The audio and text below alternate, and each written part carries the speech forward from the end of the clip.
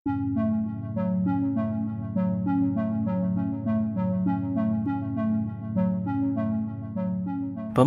mengenai pemilu di Indonesia tidak hanya terjadi di media besar Malaysia, tetapi juga di media kecil seperti Selangor TV. Di situ mereka mengamati bahwa dalam debat pemilu Indonesia kali ini fokus lebih pada program-program daripada isu-isu agama atau perpecahan seperti di Malaysia.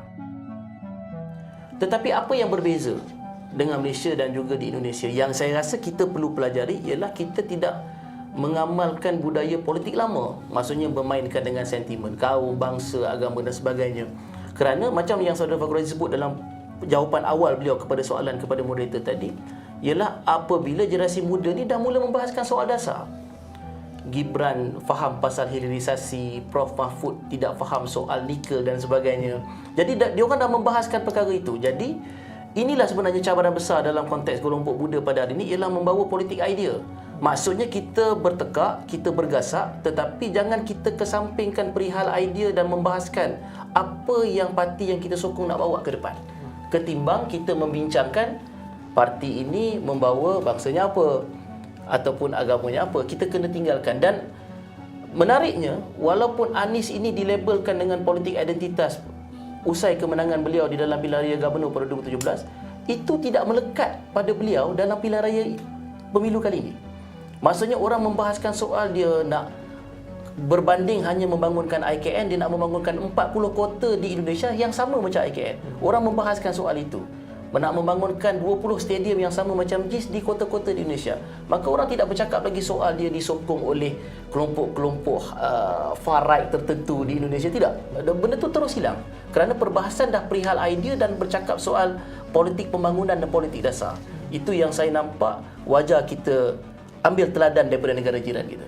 Cik Fakhruddin bagaimana?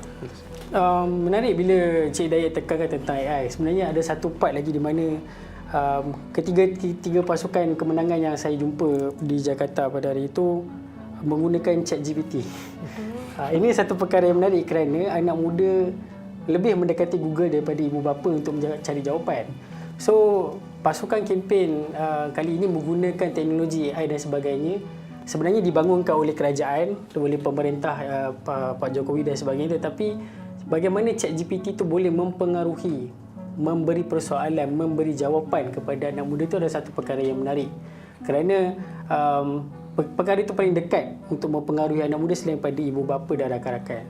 Jadi saya rasa itu adalah satu inovasi pendekatan politik yang saya rasa akan berlaku di Malaysia tidak lama lagi menjelang beberapa pilihan raya akan datang. ChatGPT dan sebagainya itu adalah perkara yang penting. Dan seperti mana yang saya lihat apa yang berlaku pada hari ini, struktur yang diletakkan oleh Pak Jokowi itu di Indonesia itu adalah cukup saya rasa signifikan. Kerana apa yang dilihat oleh Jokowi yang orang ramai tak nampak, mungkin tak nampak di sini, adalah bagaimana Jokowi meletakkan pembangunan itu di luar Jakarta. Dah tak ada Jakarta Center, sentris Jakarta itu dah tidak ada. Kebanyakan bansos atau bantuan sosial, infrastruktur dari segi jalan raya, pembangunan, even infrastruktur dari segi pengangkutan awam berlaku di Sulawesi, di Papua, di Kalimantan dan sebagainya. Itu membuka mata kepada menyentuh hati masyarakat Indonesia di mana mereka mendapat dapat seorang presiden yang memahami keperluan ekonomi di luar Jakarta itu sendiri. Untuk membangunkan Indonesia itu memerlukan semua wilayah provinsi dan kepulauan-kepulauan kecil itu sekalipun memerlukan pembangunan. Dan ini disentuh oleh pemerintahan Pak Jokowi sepanjang dua penggal, khususnya pada penggal kedua. Dan ini saya rasa menarik untuk ditelusuri oleh pemimpin di Malaysia, di mana apabila kita melakukan sebuah dasar itu, yang penting sekali adalah untuk memastikan rakyat itu dekat, memahami apa yang ingin disampaikan oleh pemerintah ataupun kerajaan tentang dasar-dasar yang telah mereka buat. Tidak semestinya, kadang-kadang dasar itu hanyalah simple. Macam Jokowi memberi bantuan bansos atau bantuan seperti makanan. Dan kalau kita lihat ketika tiga calon presiden, Anies menceritakan tentang pendidikan gratis, Prabowo menceritakan tentang makanan gratis untuk, dan Ganjar pula menceritakan tentang internet gratis. Semuanya berkenaan dengan rakyat, yang menyentuh jiwa, menyentuh keperluan ekonomi rakyat seharian. Itu saya rasa paling penting untuk pemimpin di Malaysia boleh mengambil iktibar. Bagaimana kita ingin melihat ataupun memastikan masyarakat itu memahami dasar yang telah dibuat oleh pemerintah. Pada masa yang sama, ia merapatkan lagi. Kalau Pemilu Indonesia berhasil keluar dari masalah sentimen agama karena lebih fokus pada pemilihan pemimpinnya. Sedangkan di Malaysia, pemilu berfokus pada pemilihan partai politik dan anggota parlemen, bukan perdana menteri, sehingga sentimen agama dan etnis lebih sulit dihindari. Jadi pengaruh Jokowi dalam pemilu ini begitu tinggi, dan semua parti politik kalau kita lihat, even calon-calon presiden ini tidak menafikan pembangunan ataupun apa yang ingin dibawa Jokowi itu adalah tepat untuk Indonesia. Cuma dari segi perbezaan, dari segi konsep, falsafahnya, mungkin dari segi pendekatannya bagaimana, dan itu sahaja yang saya rasa pemilu kali ini menunjukkan bahawa Indonesia sekarang ini tengah bukan gopoh tetapi tengah gairah untuk ke depan. Hampir 70% mengatakan ekonomi mereka mungkin stagnan, tidak berubah dan sebagainya. Tetapi populariti Jokowi tetap 80%, 75%. Ini memberi signal ataupun masyarakat telah memberi signal awal kepada pemimpin Indonesia bahawanya leadership is very important untuk Indonesia maju ke depan. Tidak ada kompromi untuk seorang leadership itu lemah. Perlu meneruskan leadership itu dengan pelan-pelan perancangan yang lebih baik untuk masa akan datang. Dan kalau kita menyentuh Gen Z ataupun millennial, adalah satu fenomena di Indonesia di mana kalau kita lihat sendiri bagaimana saudara Hidayat katakan tadi, Prabowo telah menukar beberapa taktik dan sebagainya. Tapi taktik yang ditukarkan itu adalah berakar kembali kepada rakyat. Daripada general yang kita kenal daripada 2009, general, tetapi hari ini kalau kita lihat kempen-kempen semua mendasari kepada rakyat.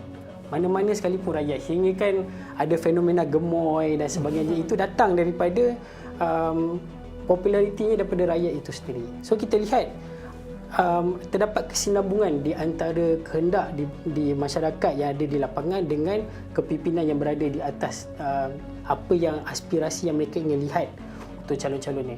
Kalau kita katakan Prabowo saja pun juga tidak semestinya, tapi kalau kita lihat Anies, satu benda yang saya rasa agak unik kerana pada awal kempen calon presiden, dan dia juga adalah Anies adalah antara orang terawal mencalonkan diri sebagai calon presiden. Kalau kita lihat, Anies pada ketika itu di tangga ketiga. Tetapi selepas perdebatan, selepas kempen selama 75 hari ini, kita dapat melihat bagaimana pasukan kemenangan Anies boleh mengatasi Ganjar dengan Mahfud di tangga kedua. Dan ini kalau kita lihat satu dinamik politik Indonesia di mana apa-apa sekalipun boleh berubah dalam beberapa fasa dan sebagainya. Dan ini saya rasa satu pendekatan yang boleh kita pelajari di Indonesia, kalau kita boleh amati bagaimana dinamik politik itu berubah dengan budaya dan apa orang kata contestation politik yang saya rasa agak sihat berbanding kita menyanggah antara satu sama lain, tetapi idealisme yang dibawa ke hadapan kepada rakyat itu memberi mereka kelebihan untuk dipilih sebagai calon presiden itu sendiri.